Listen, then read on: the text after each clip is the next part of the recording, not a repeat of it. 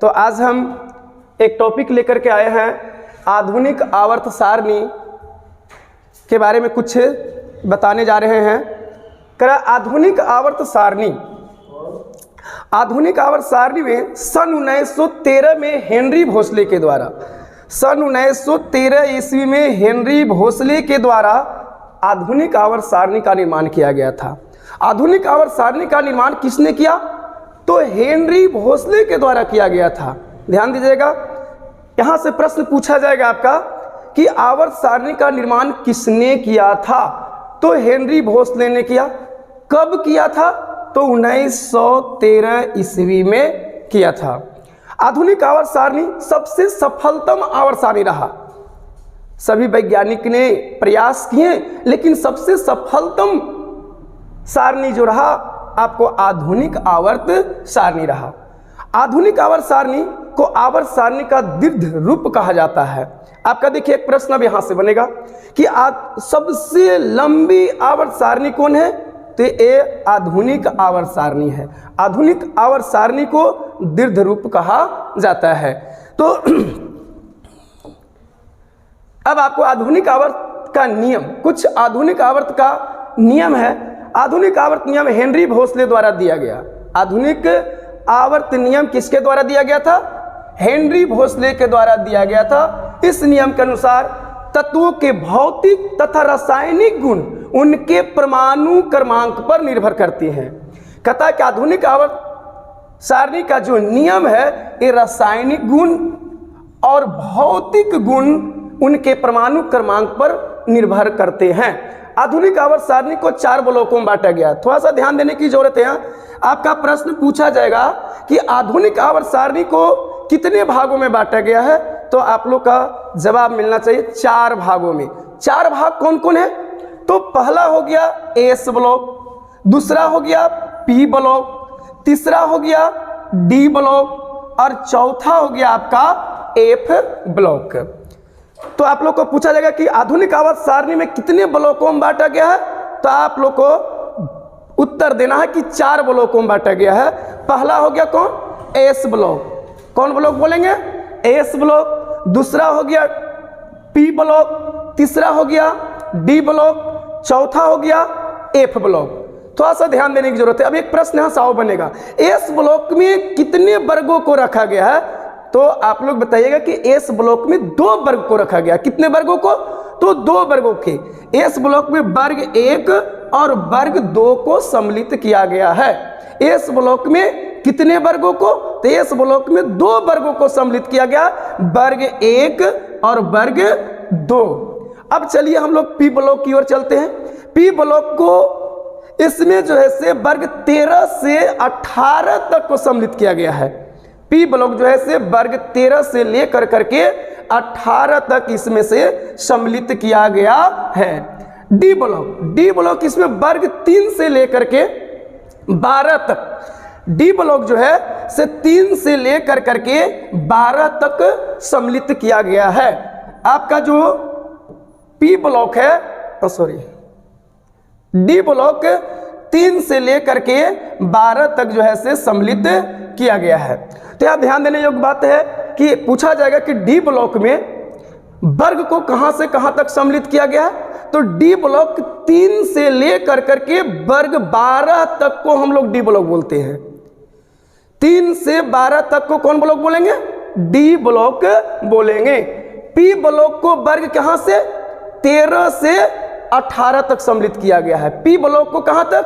13 से 18 तक। S block को वर्ग 1 और वर्ग 2 में सम्मिलित किया गया है। एफ ब्लॉक जो है से डी ब्लॉक का ही हिस्सा है। एफ ब्लॉक डी ब्लॉक को ही एक हिस्सा है, जो इसको डी ब्लॉक से हटा कर करके उसको नीचे रखा गया है, उसे हम लोग बोलते हैं एफ ब्लॉक। और एफ ब्लॉक में कुल तत्वों की संख्या आपका 28 है।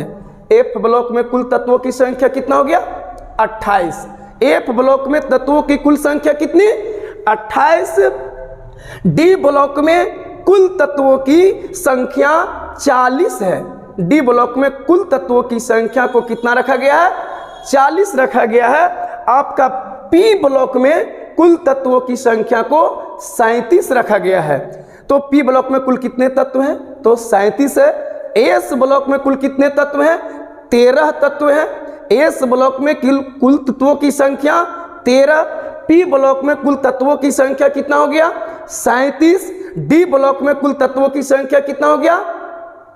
40। और एफ ब्लॉक में तत्वों की संख्या कितनी हो गई?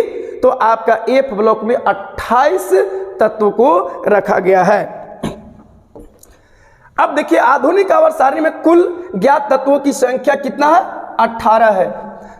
आधुनिक आवर्त सारणी में कुल तत्वों की संख्या को 18 आंका गया, जिसमें से आपका 118 तत्व है ये वर्तमान में।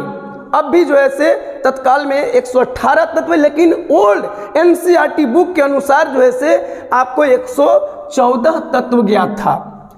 अब 118 तत्वों को दो भागों में बांटा गया है, एक प्राकृतिक तत्व और दूसरा जो हो गया से कृत्रिम तत्व। तो प्राकृतिक तत्वों की संख्या कितना है? 92। प्राकृतिक तत्वों की संख्या जो है से आपका 92 है और कृत्रिम तत्वों की संख्या 26 है, जिसमें प्राकृतिक तत्वों को हम लोग अंग्रेजी में बोलते हैं नेचुरल एलिमेंट्स और कृत्रिम तत्वों को बोलते हैं आर्टिफिशियल एलिमेंट्स, जो मानव के द्वारा बनाया गया है। अब एस ब्लॉक में वर्ग 1 और 2 को सम्मिलित किया गया। इसके पहले भी हम बता चुके हैं कि एस ब्लॉक को वर्ग 1 और वर्ग 2 में रखा गया है। एस ब्लॉक में कुल तत्वों की संख्या कितनी है? तो 13 है। आपका प्रश्न यहां से पूछेगा कि एस ब्लॉक में कुल कितने तत्व होते हैं? तो आपका जवाब देना है 13 तत्व होते हैं। अब ध्यान देने योग्य बात है, 13 तत्व में एक ही तत्व एक ऐसा है हाइड्रोजन जो अधातु है, बाकी 12 तत्व जो है से आपका धातु है। तो एस ब्लॉक में कुल तत्वों की संख्या 13 में एक तत्व हाइड्रोजन है जो आपका अधातु है, बाकी 12 तत्व जो है से धातु है। हाइड्रोजन को आप लोग सभी कोई जानते हैं, इसको बोलते हैं आवारा तत्व बोलते हैं। और एकमात्र 118 तत्वों में हाइड्रोजन जो तत्व है जिसका न्यूट्रॉनों की संख्या 0 होती है। हाइड्रोजन के न्यूट्रॉनों की संख्या आपको यहां से प्रश्न पूछा जाएगा तो क्या बताइएगा कि 0 होती है। 118 तत्वों में मात्र एक ऐसा तत्व हाइड्रोजन है जिसका न्यूट्रॉनों की संख्या क्या होती है? 0 होती है। और हाइड्रोजन को हमें क्या कहते हैं? इसे आवारा तत्व कहते हैं। अब आपको आ गया पी ब्लॉक। पी ब्लॉक में वर्ग 13 से लेकर के 18 तक सम्मिलित किया गया है। पी ब्लॉक को वर्ग कहां से? 13 से लेकर के 18 तक सम्मिलित किया गया है। पी ब्लॉक में कुल तत्वों की संख्या कितनी है? 37। पी ब्लॉक में कुल तत्वों की संख्या कितनी? तो 37। इसमें से 6 तत्व नए जोड़े गए हैं। आपका इसमें से नया तत्व जो है से कितना जोड़ा गया? 6 तत्व। अब तत्व को 3 भागों में बांटा गया है। आपको तत्व को कितने भागों में बांटा गया है? एक धातु, दूसरा हो गया अधातु, अब तीसरा हो गया उपधातु। अब यहां पर हम आपको एकदम शानदार ट्रिक बताने जा रहे हैं, जिसमें से आपका बहुत सारा प्रश्न जो है से मिलेगा और आप जो है से 1 मिनट में बना लीजिएगा। धातु अधातु आप मात्र 1 मिनट में बनाइएगा। 1 मिनट में, अगर 1 मिनट में नहीं बना तो हमें कहना। मात्र आपको 1 मिनट में धातु अधातु पहचानने का नियम आज हम बताने जा रहे हैं। धातु अधातु को पहचानने के लिए सीखने जा रहे हैं दोस्तों, तो आप लोग तैयार हो जाइए। मात्र 1 मिनट में सीखें। चलिए ध्यान दीजिएगा। अब जिस तत्व के अंत में यम लगा हुआ रहे उसे हम लोग धातु कहते हैं। चलिए आप लोग सीख गए होंगे। जिस तत्व के अंत में क्या रहेगा? यम लगा हुआ रहे तो आप लोग उसे क्या समझिएगा? धातु समझिएगा। क्या समझेंगे? धातु। चलिए आ जाइए। देखिए सोडियम, क्या लिखते हैं मेरे दोस्त? यहां लिखते हैं बाबू सोडियम। अब सोडियम के अंत में देखिए यम है, चलिए आपका ये हो गया धातु। पोटेशियम लास्ट में यम है, धातु। आपका रुबेडियम लास्ट में यम है, धातु। आपका हो गया मैग्नीशियम, कैल्शियम, स्ट्रेंशियम, बेरियम, रेडियम, ये सारे जो है से धातु है। आपका 1 मिनट से भी कम समय लगा धातु को पहचानने में। चलिए आगे चलते हैं। एल्युमिनियम, आपका गैलेनियम, ये सारी जो है जिसका लास्ट में यम लगा हुआ रहे, आप जो है से इसको कहिएगा कि धातु है। और कुछ 2, 4, 5 है मेरे दोस्तों, उसको थोड़ा सा याद कर लीजिएगा। एक कंपटीशन में आपको जो है से ये रामबाण है, जो कि आप धातु को एकदम जो है से मात्र 2 से 3-4 सेकेंड में पढ़ते ही आप लोग पकड़ लीजिएगा कि धातु को पकड़ने का नियम जो उपेंद्र सर बताए, इससे बेहतर तरीका से अभी तक हम लोग कोई शिक्षक से नहीं सीखे हैं। अब आ जाइए हम लोग अधातु।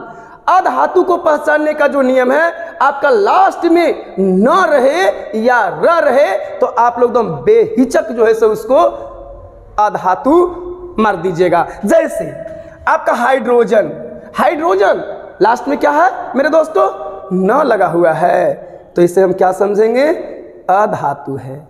आपका chlorine, fluorine, bromine, iodine last में क्या रहा है, न आ रहा है, तो हम इसे क्या समझेंगे, अधातु है। और कुछ ऐसे तत्व है जिसको हम लोग अपवाद में है, उसको आप लोग याद कर लीजिएगा, तो आपका धातु और अधातु आपका क्लियर हो गया है आज। तो जिसका लास्ट में यम लगा हुआ रहेगा उसे क्या कहेंगे, धातु कहेंगे। जिसका लास्ट में न रहे या र रहे उसे हम लोग क्या समझेंगे, अधातु समझेंगे। तो बताइए आपका ये वीडियो कैसा लगा।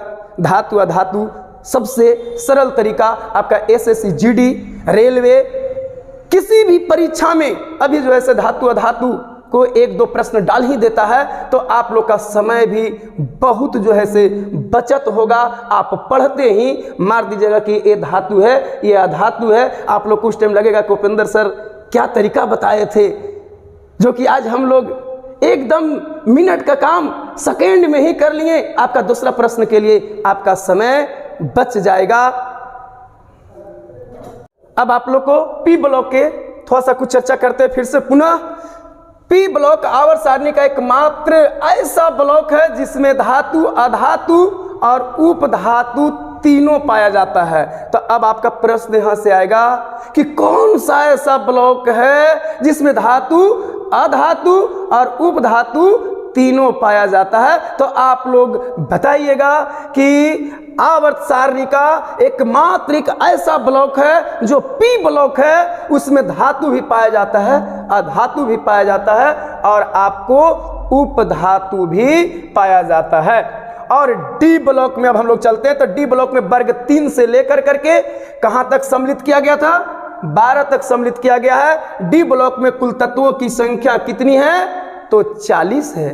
डी ब्लॉक में कुल तत्वों की संख्या कितने हैं, 40 है। डी ब्लॉक तत्वों का दूसरा नाम इसका संक्रमण तत्व कहते हैं। आप लोग को प्रश्न इस तरह से पूछेगा कि डी ब्लॉक का दूसरा नाम क्या है, तो आप इसका डायरेक्ट जवाब दीजिएगा, इसको हम लोग बोलते हैं संक्रमण तत्व बोलते हैं। डी ब्लॉक का दूसरा तत्व का नाम है बाबू, तो उसको बोलिएगा संक्रमण तत्व बोलते हैं। डी ब्लॉक में कुल तत्वों की संख्या 40, पी ब्लॉक में कुल तत्वों की संख्या 37, एस ब्लॉक में कुल तत्वों की संख्या 13 हो गया। अब हम लोग थोड़ा सा एफ ब्लॉक के बारे में चर्चा करते हैं। ये शॉर्ट वीडियो दे रहे हैं, इसका विस्तृत जो है से बहुत सारा पढ़ा हुआ है, जो कि आपका थ्योरी दे करके सारे चीज को डिटेल्स में बताया जाएगा। तो ये अभी जो है SSC GD को जो बहाली निकला हुआ है, इसी चलते जो है से हम लोग इसमें शॉर्ट वीडियो आप लोग को डाल रहे हैं कि ताकि इससे बच्चे को अधिक से अधिक प्रश्न कम समय में ज्यादा लाभ मिले।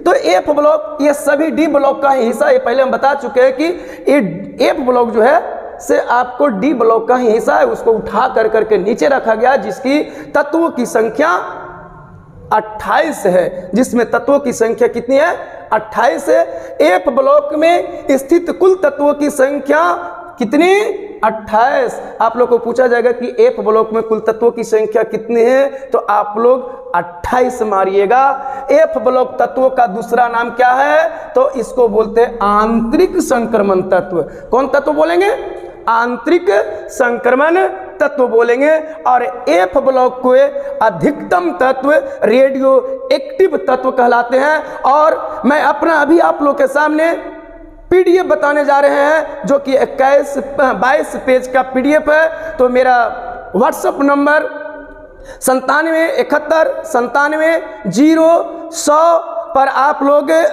मैसेज कीजिए। मैं इस पर पीडीएफ फ्री में आप लोग को उपलब्ध कराएंगे। और इससे आपको आवर्त सारणी तत्व में से एक भी प्रश्न नहीं छूटेगा। जो हम लोग लॉकडाउन में हम घर पे करीब करीब जो 2 महीना बैठे, इसमें सारी को प्रश्नों को छांट कर करके एकत्रित किए हैं, जो आज आप लोग को लाभ मिलने वाला है। तो एसएससी-जीडी के जो बच्चे तैयारी करने वाले हैं, उसको जो है से एकदम जो है से इसको रामबाण मान कर करके आप लोग इसको याद कर लीजिएगा। और अभी जस्ट हम आप लोग को पीडीएफ बताने जा रहे हैं। चलिए, तो मैं आप लोग को अब पीडीएफ बताने जा रहा हूं, जिसको बोलते हैं हम लोग पीरियोडिक टेबल आवर्त सारणी। इसमें आपका सारे के सारे प्रश्न जो है से आवर्त सारणी में से जो भी आपका बिहार पुलिस की तैयारी कर रहे हैं बच्चे, ग्रुप डी की तैयारी कर रहे हैं, एसएससी, रेलवे, बैंक, पीओ, सभी का प्रश्न जो है से आपको यहां से मिलने वाला है। जो आप लोग देख लीजिए, हम ये पूरे तत्व को ट्रिक के साथ बनाए हैं। जिसके पहले अभी हम जो वीडियो जो बना रहे थे, तो ये शॉर्ट वीडियो था। देखिएगा, आपका सभी प्रश्न जो है से यहाँ से मिलने वाला है, जो ट्रिक के साथ आपको हम आवर्त सारणी को बताएंगे। जैसे इसको बोलते हैं वर्ग 1 के तत्वों को याद करने का, वर्ग 2 के समूह को याद करने का, वर्ग 3 के समूहों को याद करने का। और इसके साथ साथ हम परमाणु संख्या को भी ट्रिक से एकदम जो है मात्र आपको 5 सेकेंड में, अगर परमाणु संख्या नहीं निकालिएगा तो हमें बोलिएगा, लेकिन मात्र 5 सेकंड में आप लोग को परमाणु संख्या हम निकाल कर करके बताने का काम करेंगे। आपका इसमें पूरे तत्व को ऑक्सीडेशन नंबर, धातु, अधातु, उपधातु, ये सब सारा चीज जो है से आपको ट्रिक के साथ उपेंद्रा क्लासेज में आपका सारी व्यवस्था किया गया है। और मेरे चैनल को सब्सक्राइब कीजिए, जो कि मेरा जो भी कोर्स है आप लोग तक पहुंच सके। जय हिंद, जय दोस्तों। फिर मिलते हैं नेक्स्ट वीडियो में। इसी तरह से मेरे साथ जुड़े हुए रहिए। आपको भयानक भयानक बेहतरीन खतरनाक टॉपिक आपको देंगे। जय हिंद।